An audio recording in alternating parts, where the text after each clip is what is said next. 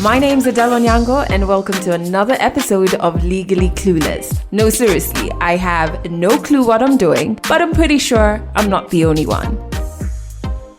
Hey you, welcome to episode 85 of Legally Clueless podcast. If this is not your first time listening to this podcast and you're part of the tribe, I really do appreciate you. And if this is your first time ever, welcome. Join the tribe on Twitter. The hashtag is Legally Clueless, and on Instagram at Legally Clueless Podcast. In fact, I want to shout out Womanist Slay KE on Twitter, whose tweet had me laughing for days. She said she liked my voice. She could listen to me talk about random shit like clouds and atoms. Maybe I should talk about clouds, but what do I know about clouds or atoms? Anyway, I just want to start off, as I always do, by saying thank you for being part of the tribe and for listening to this podcast. I'm sure you're going to find the story in this episode absolutely insightful. Listen to this. I have very limited memory of growing up with my dad. And the amount of money he gave us just made me and my mom so mad. Me going to high school, in total, everything, uniforms, shopping, it was more than 100,000 Kenya shillings, but my dad only gave us 5,000. Then I used to think that there was something wrong with me that made him leave. And so now my mom is raising me on her own. And then our literature teacher says, you cannot know math and be beautiful. But I will have to be careful so that I don't sound too smart and scare a guy away. Terrified of being single. I don't want to be reminded that no one wants me in their life. When I opened his phone, I see messages from his ex. I see messages from her, and then she's like, babe, are you sure you're fine, babe? Do you want me to come? Because when I was in a relationship with him, I thought we were going to get married. I had postponed me applying to colleges in the US. Parents should just be more intentional. Like, when I look at how much my dad not being there scarred me. So that story is coming up a little later in this episode on 100 African Stories. However, before we get to that, following episode 84, have you watched Softy the film yet? Please tell me you have. Wherever you are in the world, please watch that film that follows the Mwangi family. So that's Boniface Mwangi, who's a photojournalist. I guess you could call him a social activist, and he also ran for Member of Parliament here in Nairobi in the last elections. And it follows him, his wife, and Jerry, who shared her story actually in episode 84, and their kids. Yeah, I don't want to spoil it for those who haven't watched it yet, but if you have, please just drop me a comment on our Instagram page. I really want to hear people's reactions to that film. Away from that, I have completed 2 weeks of no coffee. A couple of episodes back, I told you I had finally decided to kick my coffee habit. My therapist has been telling me to do that for years.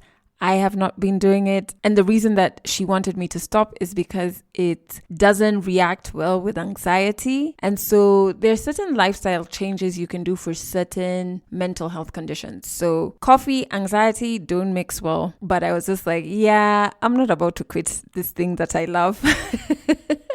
Until I realized self-care, by the way, is even the hard things that you have to do for the good of your body, for the good of your mind. Officially, I think it's 2 weeks. I'm not good with numbers. I get a bit confused with numbers, but it should be 2 weeks. This should be the beginning of my 3rd week coffee-free. I really do feel wonderful. I'm not saying that it has miraculously taken away my anxiety because, of course, there are other things that I do. I've shared the apps that I use. I have a therapist, but I think what's making me feel wonderful is just like, wow, I can actually do something like this for myself. It really does feel great. So if you have been trying to quit something or do something that is under the list of difficult self-care things to do for yourself, just take it like one day at a time. It really feels wonderful when you can gift yourself that freedom from whatever it is that you need to kick. On that note, how are you doing? I mean, it has been a very hectic year, COVID, but also possibly on a personal level, you're going through this, that, and the other. And if recording stories for this podcast has taught me one thing, it's that we're all human. The human experience kind of has some form of a balance, I think. There are highs, and the highs are beautiful, and you must enjoy them because you know the balance will kick in, and then there'll be lows. And so when you're going through the lows, it's like, oh, shit. But there's always a balance, so then a high will come. You know what I mean? But this has just been a year of Maslow's.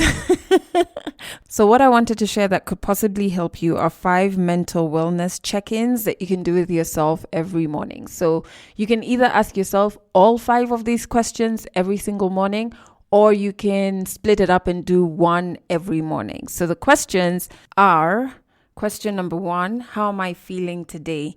And for that question, you're checking in both mentally and physically. So just even how your body is physically feeling. Question number 2, what's taking up most of my headspace? This one I've just added into the questions I asked myself in the morning. It's really helped me because I was kind of dealing with a client who's a bit slow in terms of communication and things like that. And I realized most of my headspace and worrying and just getting a bit agitated was being taken up by that, which is something I can't really control. You get. The third question is, when did I last eat a whole meal? Specifically for those of us who forget to actually eat. Food and a balanced diet is kind of important. And maybe you might want to add in that one, like how or when was the last time you had some water to drink? And then the fourth question is, am I tired? Very important. And then the fifth one is, what will I engage in today that will bring me joy? I have stayed away from asking myself the fifth one because I found that I don't have enough things during the day to do that bring me joy. And sometimes I don't have enough time during the day to do those things, like zone out and listen to my favorite song, go on a walk, write poetry. I haven't written poetry in the last couple of weeks because I've just been very overwhelmed with work and etc., etc. I haven't been asking myself that fifth question because I'm just like, I'm failing in that department.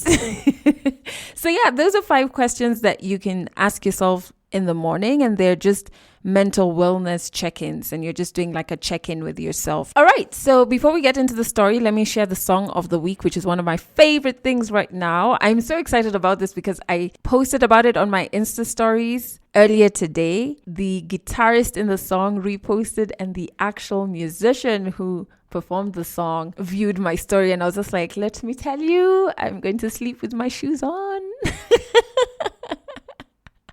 You know that meme for "Don't touch me, I'm famous."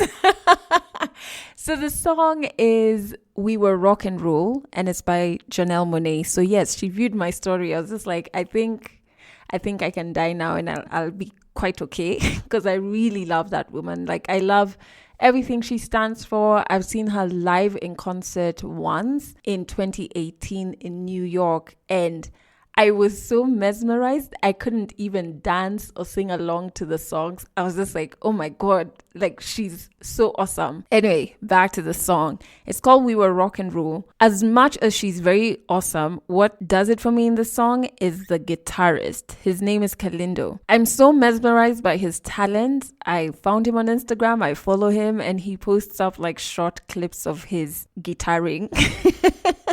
So he puts up clips of him playing his guitar, and I don't know, in this song, it feels like the guitar is talking to you. There's a point, and she's done this in many songs. She'll call out his name to be like, okay, you're up. And then he does his thing. The guitar in this song, especially when he has his solo moment, it's like it's talking to you. I know that sounds a bit crazy, but I think the only other guitarist who does that in songs as well for me is Polycarp from Sauti Soul. There are moments in their songs where I feel like Polycarp has made his guitar talk. Anyway, so I'll put a link in the description of this episode to "We Were Rock and Roll" by Janelle Monáe.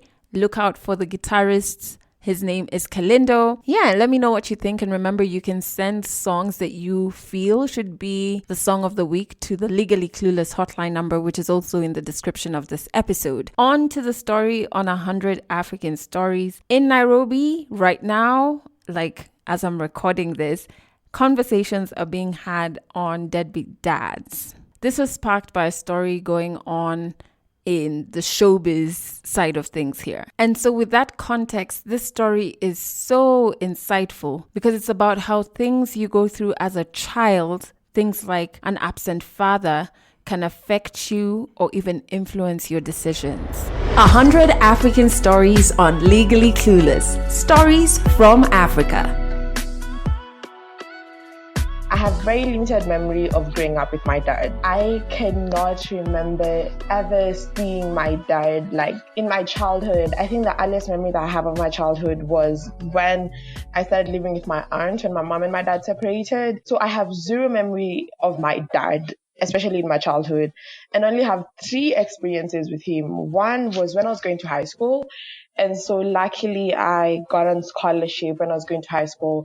And so my mom and I were just kind of, okay, let's see if he'd be willing to support us because he hadn't supported me my entire life. And so we reached out to him and we met in this hotel. Every time I pass through that hotel in town, I can vividly see us sitting there and I can remember what I ate. I ate fries and this juice. I think it was orange or mango because I remember it was yellow or orange. And the amount of money he gave us just made me and my mom so mad because me going to high school cost like if you went to high school in Kenya, it's expensive. And especially if your school insists that you buy uniforms from like one specific place. And so what happened is me going to high school in total, everything, uniforms, shopping, it was more than 100,000 Kenya shillings, but my dad only gave us 5,000. Luckily, I was on scholarship because I really don't know how that would have gone. That was one memory. The second memory I have with my dad was, I think, either late primary school or early high school. We met up with him. We met in this hotel on Kiambu Road. I recently passed through there and I saw it, and it was so weird. I wanted to cry, but I was with my friends and it was my best friend's birthday, so I just didn't want to make a big deal out of it. But I remember when we met he had a truck, and then afterwards I was like, I want a phone because I'm tired of people making fun of me because I don't have a phone. And then he said, oh, when you finish high school, I'm gonna get you a phone. Well, he didn't. And the third memory I have with my dad was in high school again. I went to visit him at his place, and then my stepmom was just she was just mean. Honestly, she left me with her kid.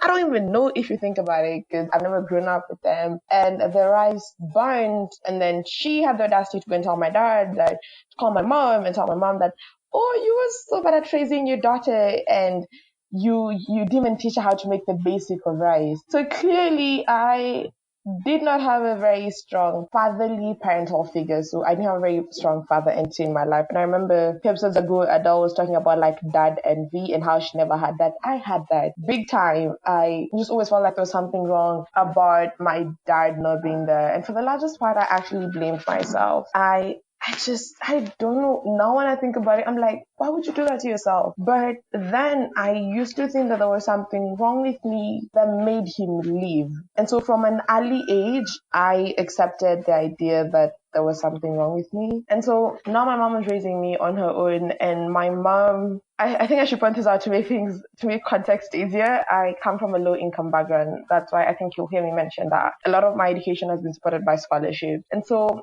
growing up, my mom was really hardly there because at some point, she would work from like 1 p.m. into late into the evening. At the latter point of my life, my mom goes to work at around 4 or 5 a.m. and just kind of never home. So I did not spend a lot of time with my mom. So what would happen is my mom would leave me with family members to help. The aunt of mine that my mom would leave me with, my cousins were generally pretty mean because they were a bit well off. Then at that point, my aunt was like the wealthiest person in my family. And because they were a bit well off than us, they would make fun of me a lot. They would be mean. I think when I think about my childhood, I can see myself a lot. Like I used to sit at the watchman's house and I would just sit there and cry. And it was applaud. So it was like a lot of people lived there. And so my aunt would come and be like, why are you crying? But then my cousins had been so mean and told me, don't you dare tell anybody. And so I would just like be like, oh, nothing happened. And so from an early age, I grew up believing like a lot of things are my fault. As me, I was just always, even now in my life, I'm still unlearning it, but I always blame myself for so much shit that happens. Another key part of my childhood is the fact that I was made fun of a lot because of my lips. Now, I fell in, I think, probably class 4 5. I fell down when we were rushing to the parade. I think naturally I have big lips. Not big, they're thick. And I fell down, and I think that kind of made it worse. and people started making fun of me. I'm naturally extroverted, so I didn't want people to say that they were getting to me, but it really, really was. And people would call me malicious, people would call me ugly, and I would try so hard to not think about it, or try so hard for people not to notice my lips if I am thinking about it. And at some point, I remember I would like bite my lips when I'm talking to people, bite my lips in pictures so that my lips don't look as big. But it really never changed much. And there was this guy in primary school, he was so mean. Akiwa, he was always making fun of my lips, he was always making fun of me. And I was a prefect, and at some point, I literally was like, if you don't make fun of my lips, I won't write you in the noisemakers list. People in my class would sometimes say that, oh, if you don't have the blackboard duster, you can wipe the board with your lips. And at that point, I am young and it hurt. People would also make fun of me because I was generally slim. I did not eat as much when I was a child. I honestly don't think it was a disorder or anything. I just didn't like food at that point. And so people would make a lot of fun, especially my aunt, now the aunt who I used to live with, the mom to my cousin. She would be like, oh, look at like my collarbone. She'd be like, oh, look at how slim you are. I'm telling you, if I was to go to the bathroom, I would use you as a soap holder. Like someone can literally put soap on your neck and it doesn't fall. And it was repeated so many times. And so I always thought that I had a problem because of all these things. And when I started like thinking more completely about my dad, I was like, maybe my dad knew that I would end up being ugly and end up having big lips and I'd be slim and I would be too much, and that's why he left. First forward to high school, I think I mentioned that I was on scholarship in high school. And in high school, we used to have these things where church people, I don't know, it used to be like so funny because this guy for church, he would come and he'd be like, you know what, today we're gonna break any ties that people have. Today we're gonna pray for people. And then people who had stolen clothes would return. It used to kill me every time. People who had stolen clothes, they would be like, because my school, there was so much theft. So people who had stolen clothes, they would like return them and then people would change. And during one of those periods, that was one of my first encounters with God, although I would later become more serious with him in my life later on. But during one of those periods when he was praying, I just started crying. And I cried so much. And then in high school, I gained weight. So puberty hit. Puberty came with its good things, such that I was finally thick and finally I had a collarbone that you cannot put soap in. So now, in my childhood, people had made fun of me because of me being too slim. Now, people are making fun of me because of my ass and my lips. And there was this one time, it was in literature class. We were doing The River and the Stars. I really love that book. I love books that have female characters. Like the lead character is a female. And so we're doing The River and the Stars, and we're talking about the theme of feminism and male chauvinism. And then our literature teacher says, you cannot know math and be smart and be beautiful. Like, God cannot bless you like that. And I used to sit at the front of the class because I have really bad eyesight. And he goes like, do you think you're beautiful? Talk about being called ugly in front of the entire class. And the reason why he said that is because I generally did well in school. I think that's one thing I'm grateful for. I think for me, academics has often been something I ran to. Although I think I kind of had a dysfunctional relationship of using it to validate myself. Yeah, I'm learning that in the last 2 years also. He made that comment based on the fact that I used to do well in school. And in my mind, I'm like, okay. So self-esteem issues hit. And I confronted it. I was like, you know what? You're the smart, ugly friend. Even when I used to go to functions, like I did not think any guy would talk to me because I was beautiful. I was just always like, a guy will either talk to me because I'm smart, but I also have to be careful so that I don't sound too smart and scare a guy away. So it was always like that balance. Every time I'd go to functions and guys are talking to me, and I want to talk about like all the dope things I've learned recently. I want to talk about like how amazing the river and the source is. I want to talk about the plot of the Caucasian chalk circle and how it influences society. But I cannot. You can listen. You cannot be ugly and then make a guy feel weird because you're too smart. But that was the mindset that I had. So in my mind, it was so always so weird for me in functions. I liked them because hey, I was getting out of that school, which was not the finest place on earth. But at the same time, it was generally a lot trying to juggle between don't say too much, don't talk too much, don't sound too smart, but also know you're not that pretty. So they are ish doing your favor by talking to you. And high school. And then after that, thank God I did well in high school because I got a job with Equity Bank. Equity was the same bank that paid for me high school. And so then afterwards, Equity gave me a job at the branch. And finally, I had a decent amount of money. Oh, that felt good because of my mom's general level of income, I had lacked a lot of things so much. And I also remember in high school, like I wanted to fit in so much. I felt like no one wanted to have me in the circle. I often felt like people were doing me a favor by talking to me or by having me in their circles. Because like if my own dad like thought I was a lot, if my own dad did not want to have me, why would people be doing that? So, and especially because of the money factor, I felt like I generally struggled to fit in because as much as it was a scholarship, the stipend wasn't that much. So after high school, I was like, I need a boyfriend. Like my entire high school, the one time a guy talked to me, bam, I made a wedding card. That guy was called Victor. I made a wedding card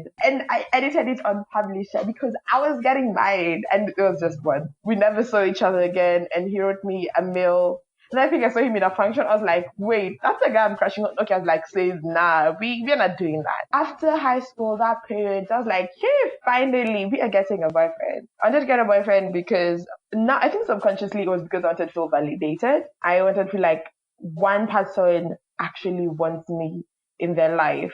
Now that's a pretty stupid mindset of getting a relationship. I'm literally going to call it stupid because that's what it is. Because when you are walking into a relationship saying, I want to feel validated by someone, you don't place your value on someone validating you, honey. Like, But then that was the main reason, like, hey, someone wants to have a relationship with me. They're ugly, talks too much, too confident. They don't know this, but kind of messed up emotionally, me. And I dated this guy for an averagely short period of time. We did not like each other that much. There was no chemistry. We had known each other through high school because he was in uni when I was in high school. But through him, I met the ex. We're gonna call that ex Mr. X. And this ex was gonna end up to be one of the most toxic people that I would ever know. Being with him, I think it was important. It was important because when I was going through healing, my experiences with him shaped a lot about finally when I think about like what do I want in a partner. So I met him over New Year's. I graduated high school in 2016. Yes. So I met him when we were ushering in 2017. It was at Mountain Mall. There used to be a club on top. So I had gone there with my current boyfriend and I met Mr. X and we talked. We had a good conversation. Honestly, now I think we had like legit potential to be good friends. And we were good friends for a while. And afterwards, we exchanged numbers and all that. And then a few weeks later, he asked me, I think he was trying to ask another chick to be his girlfriend, but then he was thinking of asking me to be his girlfriend. So he asked me first. And then when I said like, oh, see, I'm with your friend, then he went and asked the other chick. So now both of us were in relationship. When my relationship ended, his was still going on. That is when just things started going south because that was around that period when he called me to bail him out of jail. I have bailed someone out of jail and I've never been to jail myself. I think he went partying and then the neighbors called the police and then he called me and because I was working, I had like a decent income coming in. And so I sent him the money and that was that. He was so bad at returning money. And then life kind of went on. I was still in that single phase, kind of trying to make things work with people because I was very scared to be alone. I think if that has not been obvious so far, that was a very key fact of 2017 and early 2018 for me. I was terrified of being single because I was like, I don't want to be reminded that no one wants me in their life. Like, no. And so around that period, there's this one time we met up to hang out. I think it was at his friend's place. Because I don't think that guy ever had like a decent place. Now I'm thinking about it in retrospect. And so we met up and then we made out. And that was supposed to be a red flag because if he can cheat on her with me, he would probably do the same to me when we later started dating. And that happened and You know what? I was like, okay, fine, that's the past. The job came, so my internship lasted for 8 months, 8, 9 months. That's how long it generally lasts. And I started, I went to uni, I went to Georgia. So I went to Jake for it. And then now he was in KU, so we were a bit closer. We were still like talking. Oh, when I was at work, I forgot this key detail. When I was at work, around August, was the last few months of my job, he called me one day and then he's like, she broke up with me. And I'm like, I am so sorry. And I really just tried to be a supportive friend. I just wanted to feel like I was a good friend with him. But like, I'm so sorry. I tried to be continuously there for him every time he wanted to call. I am not a very good texter, but I would try to text. So when I went to uni around September-ish, we started dating in October. That relationship lasted 1 month. So it had such a huge impact in my life. It lasted one it lasted 1 month or like a month and a half. So started dating in October. And there were signs. Actually, there were signs that this thing was not gonna work for either of us. Because it was generally I do not remember very good. Honestly, I like going out. That's one thing about me. I like going out now that I can afford it ish. I really do. I like going to restaurants. I like going to park. I don't know. It's something about me. I really like going to like different places and experiencing the beauty. But then when I would tell him, he'd be like, oh, why are you being a slay queen? But then, actually, that's why. Until now, today, I actually don't have a problem with the word slay queen because they decided it so much in my mind. I'm like, I actually want to be a slay queen. Because what would happen is he would make it seem like it's so bad of me for me to want to go to places. As in, it makes such a big deal of it. It make me look materialistic for actually wanting to go to places. So we never really went out or anything. And I remember like 2 occasions he was drunk. He used to drink a lot. Whew. And around my birthday is on November 11th. And so on my birthday, a friend of mine who had been friends with since primary school, he left Kenya when we were in Form 3 and he went to the UK and then he was like, I'm so sad I'm not going to get to be there for your 18th birthday. I was 17 this period. For your 18th birthday.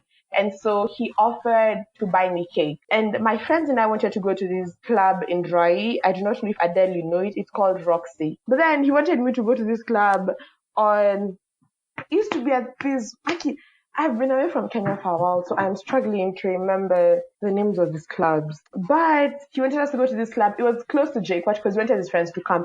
But I'm like, I thought it's my birthday. I want my friends to be there. But then he's like, no, if you want to go there, like it's like you're excluding my friends. I'm like, can't they pay fare to Utawala? Like, it's my 18th birthday. I feel like I should get to decide, but I want to go for my birthday. Like, my friends were like, honestly, if you choose to go to the club that he wants you to go to, we're going to stop being friends with you. Because they were like, why are you making him, well, like, why does his opinion count so much over what you actually want to go to? And so we ended up going to Roxy. Now, the day before my birthday, so the day before I turned 18, we went partying with him. We went partying in this remote place. Aki was far. You take like 3 matatus. Aki Lipon, but it was a house party. And so we went there. And so the next day, I was not like with my friends when we were getting ready for me to go to my birthday. When we went for the birthday, he didn't have money, which is weird because he used to drink a lot. He didn't have money to drink at my birthday. And so he was like, how much do I have? I was like, okay, I have this amount. He was like, okay, I'll just top up. And before he went, he was like, because I don't have a lot of money to buy booze at the club. What I'm gonna do is I'm gonna pregame, and he pregamed with some herbs. So by the time we got to the club, he was pretty drunk. So my birthday happened, and all my friends got drunk other than me. I am not the best drinker on earth, so I try to avoid drinking as much because I get drunk really fast. Him and my friends were drunk. And I had noticed that when we went to my place for me to get ready fast to go to the club, I noticed that he took a phone call in like the corner of the corridor. At that point, I was like, you know what? It's probably like something maybe he doesn't want to bother me. And so I didn't really think much about it. But then around 4 or 5 a.m., I was like, okay, we need to get home. All these people are drunk, so which means it's not my responsibility to get them home. I don't think anyone here has enough money for an Uber. So I started thinking about like ways I can get them home. So I took his phone. I don't know if I knew the pin to his phone or if his phone wasn't unlocked. I'm very uncertain. And when I opened his phone, I see messages from his ex. So remember like the chick he broke up with, the messages from her, and he saved her in her 3 names because he thinks I don't know her 3 names. But am I really a girlfriend if I don't know my boyfriend's ex's three names. And so I see messages from her, and then she's like, babe, are you sure you're fine, babe? Do you want me to come be there with you? I don't think she knew that he was at the birthday of the person who was supposed to be his girlfriend. And then I'm like, okay, so they're calling each other babe. And I was so mad. I got them home, so I ended up taking him home. So the main reason I was taking his phone was because I wanted to call his friends, so that his friends would meet us at Bypass so that they could take him, because they lived close to KU and my friends lived in Juja. But then I just ended up taking him home, and like when like the cookie kucha, when Dawn came, I just wanted to leave. I was so hurt. I was so mad. I was really mad. Like I ignored him the entire day, and then finally he came. So I went to my best friend's place. One of my best friends, she is in KU. And so when I went to stay with her, I was like, I don't want to talk to Mr. X. Like imagine he cheated on me with her. He's like, and the way he usually talks trash about her and how bad she is and how she hurt him. How would he do that to you? And I'm like, I really don't know. And finally he ended up coming to my best friend's place because he knew where it was in KU. And then he was like, okay, like let's talk. And I was like, don't even dare lie to me. Because as much as we're not very good at dating, I am your friend and I can read it when you're lying to me. And he told me that a few weeks ago they had gone for a trip. His class had gone for a trip to Coast. And they had made out. And I was like, I thought I asked you if she was going to be in that trip. And you told me it was only for your year group. So she was 1 year group behind him. And then he's like, I didn't want you to overreact. Okay, I see. So you didn't want me to overreact, and then you made out with her. And then he started telling me like they're thinking about getting back together. Who is the fool? Me. We broke up the next week, and how I deal with breakups, I usually say I just need to make it through one day without talking to the person.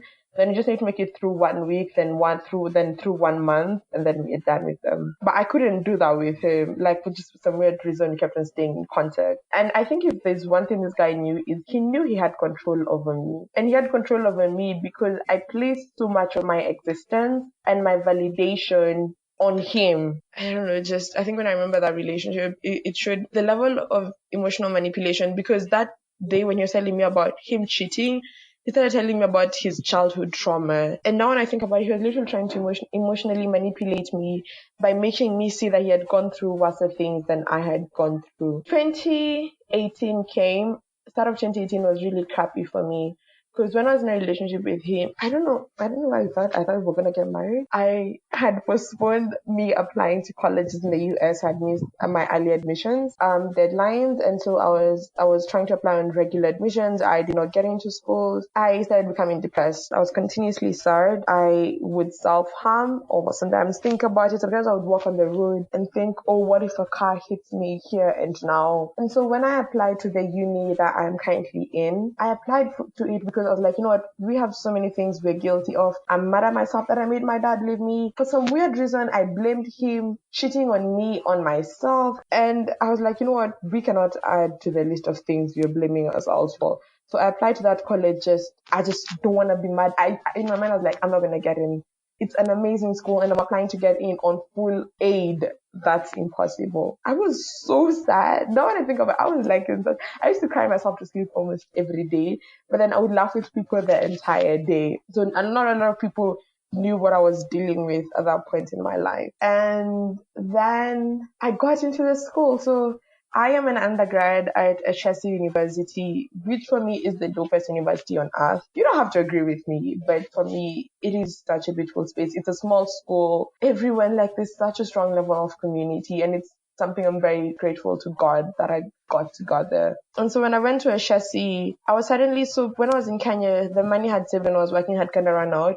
So I was constantly stressed about cash because I would be managing on 100 Kenya shillings a day. So that's breakfast, lunch, and dinner, and airtime. So I'd eat sometimes more often. I'd eat 1 or 2 meals a day, so I would have money to be able to buy airtime. And so when I went to Ashasi, I suddenly wasn't dealing with cash issues because I got in a full package. So stipend, food, plane, everything. And so I had to confront things that I was dealing with. And I noticed that this was a problem when on this particular day I went to a rooftop. My school has, so I don't want to say my school is in Accra because we're not exactly in Accra, but my school overlooks Accra. So I'm just going to take that as my school being in Accra. And so I went to this really high building to just kind of enjoy the view. And when I was there, I thought about dying and I wanted to die. I wanted to jump on a very serious note. I wanted to jump. I was like, you know what? Clearly, no one wants to have you in their life. Clearly, you're a burden. all these things just kind of validated. And I think that's the thing about depression and I think anxiety. Your brain finds very good reasons why you should do things that harm you. And I was like, imagine how you would do everyone a favor if you just left this world. Clearly I didn't jump. But I called my best friend that I still had, even on I'm the one that I went to in KU. And I was like, I think I have a problem at this point. Baby, I have to get help. I had been trying to see therapists in Kenya, but it did not work. I think Adele, recently you were talking about like how you struggle to relate with very Christian therapists, and I think that's something that's true for me too. I am a Christian, but I think when it comes to therapy, I want someone who will literally sit down with my pain and what I'm dealing with and cut through it like step by step and not just only pray about it. As much as I will ultimately pray about it, I want to have like a detailed way that I'm dealing with this pain, a proper functional way that I'm dealing with this pain. So the therapy in Kenya hadn't worked a thing. So when I started seeing a therapist, my school has like 3 therapists, and I started seeing one, and she just broke down all my pain. And I had so much anger for my dad. I used to say that when I think about the anger that I have for my dad, it's like a ball of fire that can destroy and burn down everything. That's how much pain I had. I was angry at my mom. I was angry at myself. But a lot of these things fell back to the trauma I had gone through as a child, where I had felt worthless. I had felt like I did not have any value. And so yeah, therapy happened. It's one of the best things to ever happen to me, honestly. And then my relationship with God, now kind of working on it more concretely, was my therapist. She's a Buddhist. But she took leave, and then the person who was substituting for her as a Christian. She used, the old Christian responses when dealing with pain. But I think because at that point I had dealt with a huge part of my pain then, it kind of worked, and I started working on my relationship with God. That was late 2018, and it has been the most beautiful journey of healing that I can honestly think of. I have grown. I have gotten better at loving myself. Remember the first time I went on a date with myself, I wanted to do everything that my ex used to tell me used to make me a slave queen. So I went to a coffee shop, and then afterwards I went to watch a movie on one day, and then afterwards I went to Burger King in Ghana, and I had the most amazing burgers ever. That was like, those are the first few months of me just saying, you know what, we're gonna have to start loving ourselves more concretely, because clearly placing our value on people and things doesn't work. Fast forward to 2020, it has truly been beautiful. I think one of the things I've noticed about pain is when you finally get to a healthy space, it starts to show.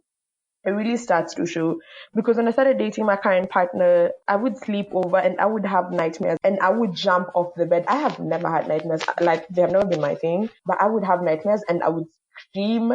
I think we even freaked out his roommate at some point, and I would scream and I would jump off the bed. And if he didn't wake me up, I think there's a day I almost hit a wall. And when I went to my therapist, she told me it's because you have had so much pain that finally when there's a burst of fresh air, your body doesn't know how to process it. So your body assumes that this new experience is going to be like all the former experiences that you've had, but then you have to let it take time. You have to be patient with yourself in adjusting and healing and knowing that you actually deserve to be in a healthy, functional, non-toxic growth space relationship wise. I think the biggest lessons that I've learned through this entire experience, and I guess why I'm sharing this, is you have to sit down with trauma. Name your trauma, as in, it's something even up to today I try to do. Even when I'm struggling with things at home, I try to name them and truly be able to understand them. And I think also something else is you really aren't your trauma. My best friend, when I was depressed, ironically, my best friend was also depressed when I was depressed. So both of us, it was like, who is in a good space today to carry the other one? I remember she once posted this thing that some of us are so attached to our trauma that we do not know the identity that exists out of it. And that really spoke to me. I believe that I was one of those people at some point. Like, I was the chick who was left by her dad, which had body issues. But I am not my trauma. And that is the truth. I am things that I choose. I am a Christian. I am a feminist. I am a friend, a partner. And these things matter more than the trauma that I have gone through. So I'm going to choose to create an identity bigger than the things I've actually gone through. I think the most important lesson throughout this, especially ever since I was a child, and I wish I had known it, is your value is not set. And I think I mentioned a dysfunctional relationship with my academics because my value isn't set on whether or not I have a 4.0 GPA. My value isn't set on what my parents say. Like, my value isn't set on what they say, on what they do. My value is constant on every single day. I am worthy of the spaces I'm in. I am loved. I am special. I am beautiful. Nothing fluctuates that. I think that has really helped me to develop a thick skin. Like, when people say mean things about me, I'm like, okay, you're done. Good. Now let's move on. Because my value doesn't fluctuate on what people say about me. And I think that's a really, really huge part. And like, just parents should just be more intentional. Like, the next time you're having sex with someone and none of you is on contraception and y'all are not wearing a condom, when I look at how much my dad not being there scarred me, I think it's something I've learned is you really need to be intentional. When we bring another human being to this world, often say, if I'm going to get married and I'm going to have kids, honey, we are doing therapy for like an entire year before we even start trying, because I cannot carry another human being and scar them because of my own experiences and because of my own pain. And I think that it's something I wish people would get more cognizant about. It's just not about you. Not having parents creates a gap. It does. And I get so mad when people like trivialize it and they're like, you still had one parent that probably didn't have none. Yeah, I know, but that does not invalidate my pain. That doesn't invalidate my questions, and that doesn't invalidate how I feel. I think that's just something super important for people to remember. And even us, as we're growing up and thinking like in 10, 15 years getting kids, kind of think through it more. You just don't bring another human being into this world and scar them. Catch more African stories in the next episode of Legally Clueless. Oh man, that story was so insightful.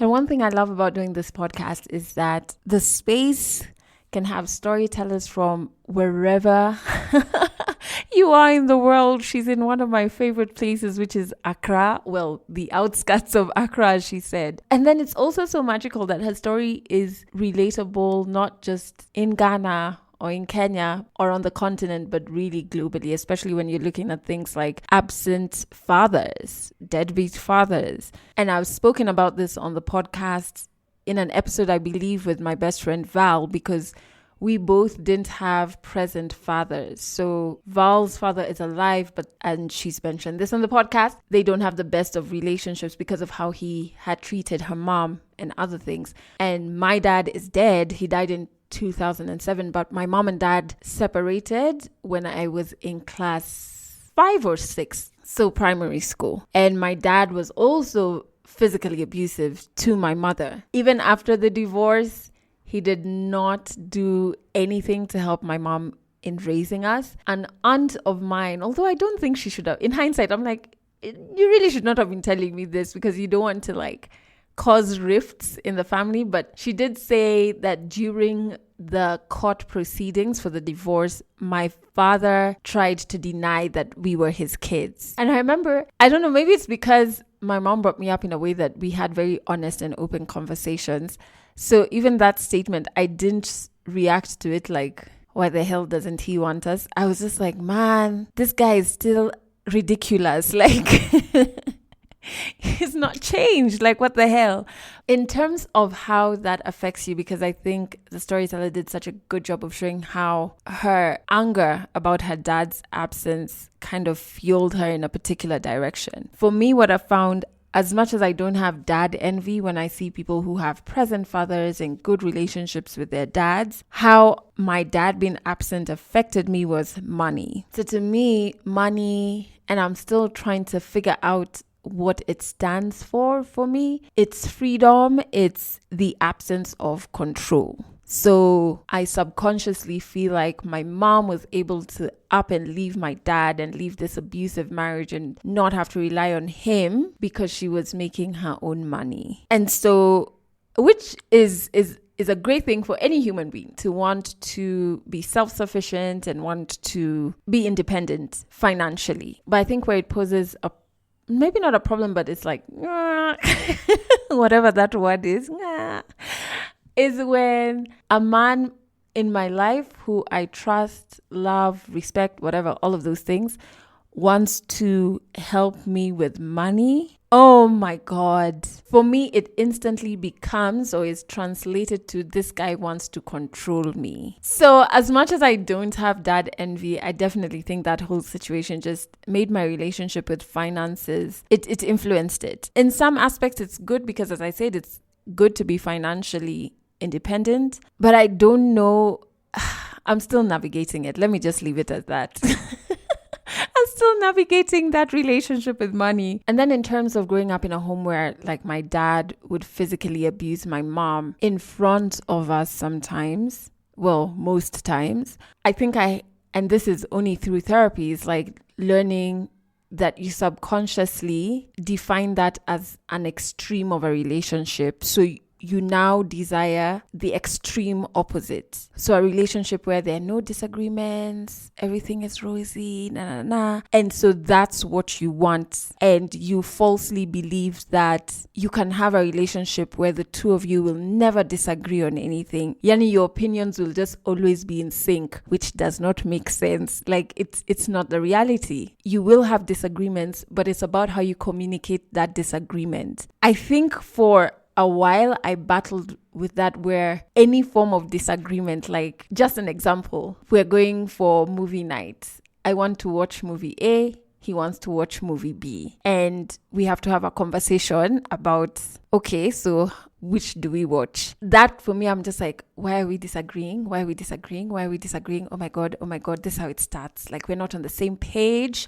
If there's any sign of disagreement, Adele is ready to run. It doesn't matter how trivial the disagreement is. Thankfully, I'm aware of that. It doesn't mean that I'm not aware of red flags. We just have to be so aware of how our experiences in our childhood affect who we are today. So even with my niece, I'm just like, oh my God, we really have to make sure that obviously we're not perfect, but we do right by this girl, just so that it doesn't give her more hours in therapy when she's an adult. But anyways, those were just my thoughts when I recorded the story and even producing this episode. I was like, oh my God, it's interesting how childhood experiences really do affect you. And so that story was actually by a member of the Legally Clueless tribe. She recorded a 1-minute story demo, sent it to the hotline number, and then we set up a day and time and recorded her story. So you can share your story on this podcast as well. All you have to do is send a 1-minute,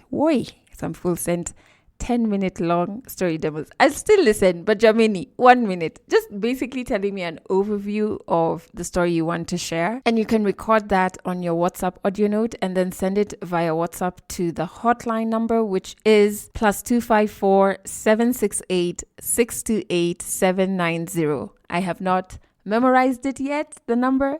I was reading it. Yes, so send the story demo and then we'll take it from there. You can also, if you listen to a story in any episode and you resonate with it, just the same way I've really resonated with the story in this episode, you can record an audio note and tell me what aspects you resonate with. Hi Adele, I'm listening to episode 70 and I can relate with that whole situation of being angry at people because they don't understand your grief and they just continue with their lives as if nothing happened. I went through that a lot, like more than a year. Thank you so much for sending that audio note. I think I just feel so much warmth inside when you find something on this podcast that you can relate with and makes you feel less alone. Do remember that this podcast plays on Trace Radio in Kenya every Monday, Wednesday, and Friday at 9 a.m. and at 8 p.m. So to listen, just go to traceradio.co.ke. You can stream on that website, but you can also get a list of all the frequencies. So wherever you are in Kenya, you can listen or tune in the old-fashioned way. If you're new to this podcast, new episodes go out every single Monday. That's it for this episode of Legally Clueless. You can share this podcast with your friends. You can keep it for yourself. I'm not judging. Just make sure you're here next week for the next episode.